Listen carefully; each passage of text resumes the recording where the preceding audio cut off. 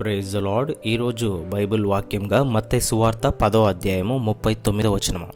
తన ప్రాణము దక్కించుకునివాడు దాన్ని పోగొట్టుకొనును, గాని నా నిమిత్తము తన ప్రాణము పోగొట్టుకునివాడు దాన్ని దక్కించుకొనును.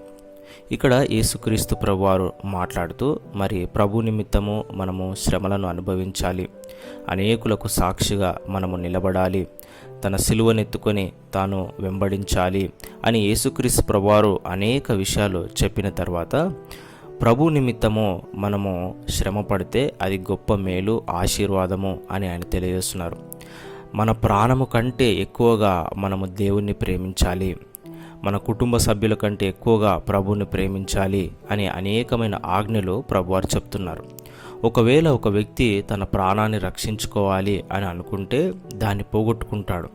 అయితే క్రీస్తు నిమిత్తము తన ప్రాణాన్ని పెట్టినట్లయితే దాన్ని అతను దక్కించుకుంటాడు అని ప్రభువారు సెలవిస్తున్నారు.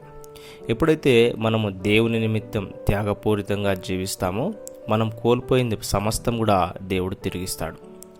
మనము స్వార్థపూరితంగా జీవిస్తామో మనం ఉన్నది కోల్పోయే అవకాశం ఉంది. కాబట్టి మనం స్వార్థపరులుగా కాకుండా మనము త్యాగపూరితంగా జీవించాలి, క్రీస్తుకు సాక్షులుగా జీవించాలి, మన ప్రాణము కంటే ఎక్కువగా ప్రభువును ప్రేమించాలి.